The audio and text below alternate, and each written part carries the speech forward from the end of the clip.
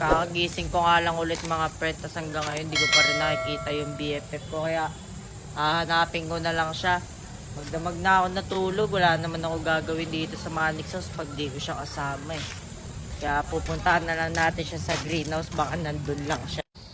Pupuntahan nga natin siya dito kasi wala naman na siya ibang pupuntahan eh. Wala naman siya sa main house.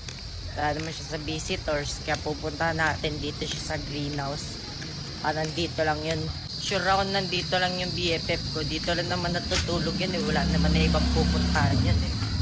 Ganyan na. Uy, ayun pala siya. Ep! Ep! Uy, Ep! Tara, usap naman tayo, Ep! Wala, pumasok. BFF, mag-usap naman tayo.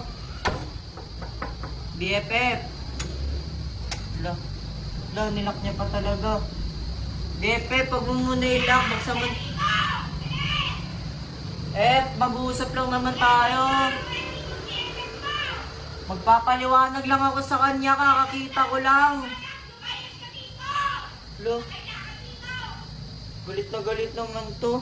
Gusto ko lang naman makipag-usap sa BFF ko. Alis na nga ako dito. Napapagalitan lang ako dyan. Don't need no one to tell me how to